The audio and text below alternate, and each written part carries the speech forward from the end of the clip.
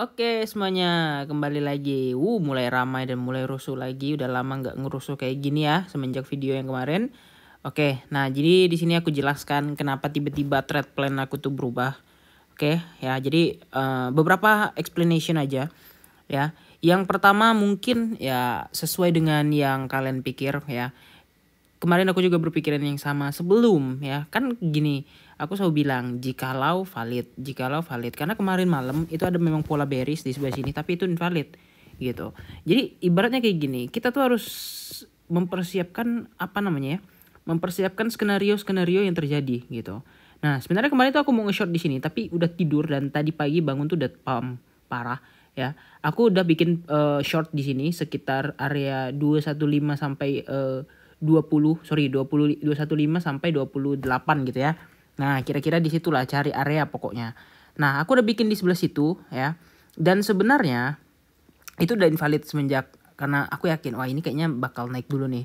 Ya, tapi aku nggak mikir bakal seinvalid ini. Kenapa? Yang pertama plannya udah berubah. Yang artinya kalau kita itu nggak bisa maksa plannya itu bakal sama ya, plannya itu bakal kayak gini, ke-18 bakal ke-18 terus gitu. Kenapa? Karena udah invalid.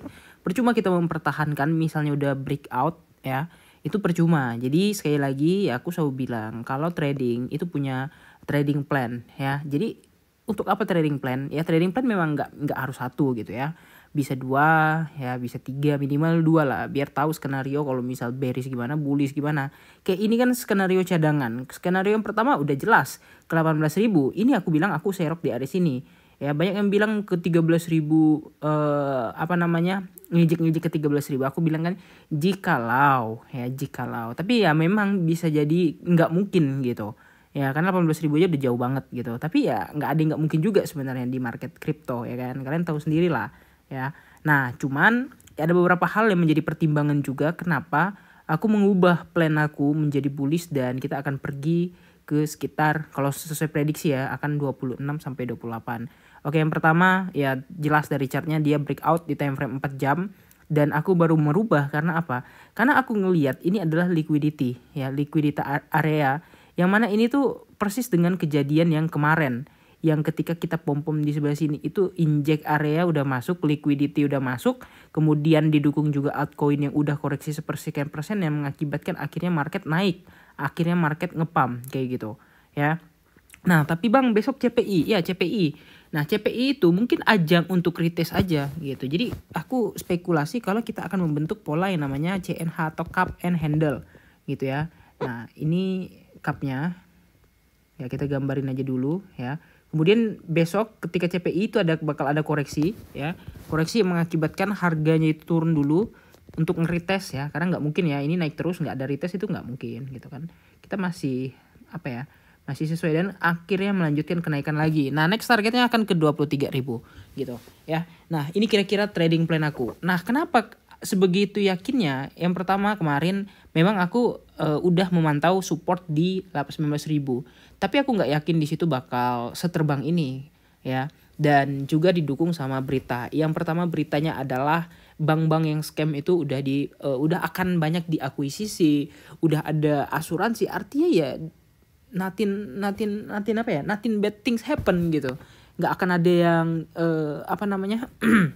nggak akan ada yang berita-berita buruk lagi gitu. Kemudian yang kedua, yang berita tadi yang mengakibatkan market makin terbang adalah CZ ya, mengumumkan dia akan mengkonvert 1 billion BUSD ke dalam 3 native coin yaitu Bitcoin, Ethereum dan juga BNB. Kalian kalau pikir 1 billion itu gede, itu banyak parah gitu. Yang artinya market itu bisa ngepam cukup jauh gitu. Nah itu beberapa alasan aku. Kemudian yang kedua kalau selain dari breakout tadi berita CZ kemudian berita bank itu yang menyebabkan market naik gitu. Dan ini persis kayak dia nutup gap. Memang ada gap di 2019 dan aku tahu itu. Tapi aku masih spekulatif aja ke 18.000 untuk minimalisir area. Apakah aku serok kemarin di sini? Enggak, aku belum yakin. Nah, di sini baru serok kenapa ya? Karena itu udah selalu aku bilang confirmation is everything. Konfirmasi adalah segalanya, ya.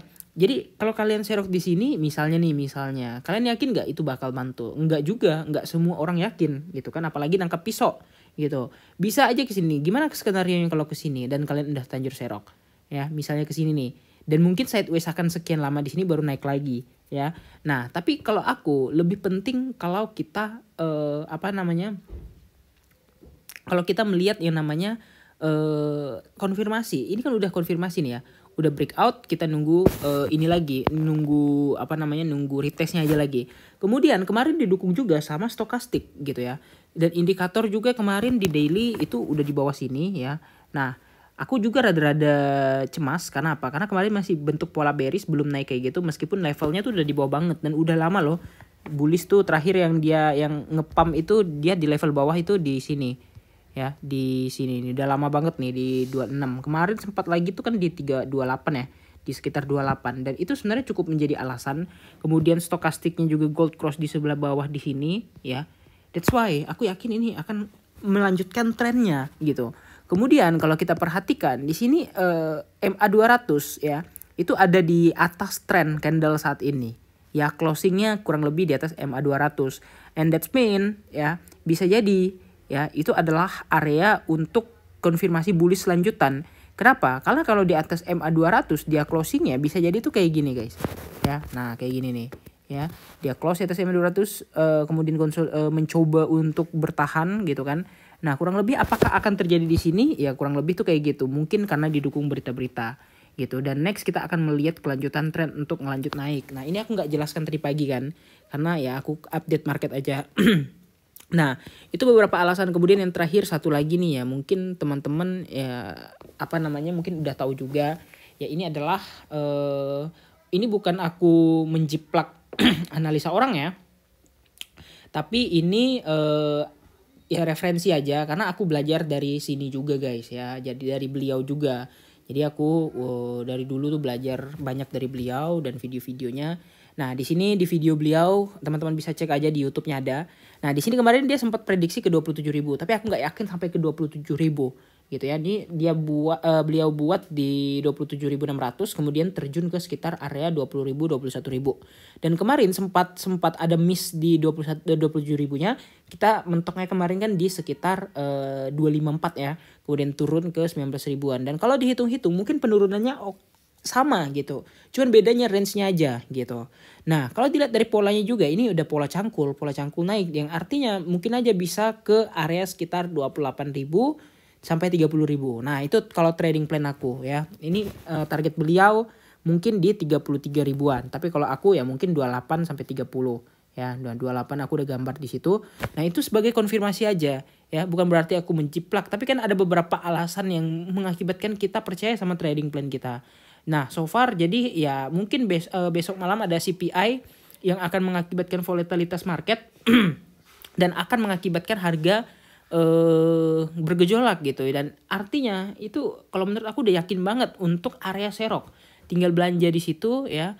Karena aku belum beli Bitcoin dan Ethereum-nya, belum masuk altcoin ya kan. Bitcoin-nya dari dikit aja dan itu belum puas. Karena apa? Karena nggak yakin gitu tadi sama trade plan-nya. Dan ternyata ya bukan sesuai. Ini plan alternatif gitu yang aku nggak gimana maksudnya ya, nggak percaya nggak terlalu percaya gitu, tapi ya minimal ini ternyata inilah yang dipakai untuk saat ini gitu ya. Nah, kurang lebih itu kayak gitu. Jadi ada beberapa alasan yang mendasari kenapa aku udah bullish lagi ya karena itu tadi gitu ya. Dan ya so far inilah mungkin yang terjadi di market saat ini.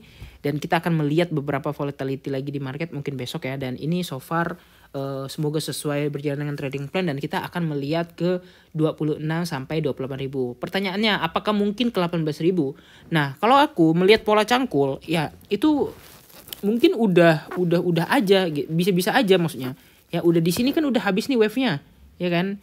Nah, keberapa? Apakah bisa ke 18.000 lagi atau ada berita-berita gimana?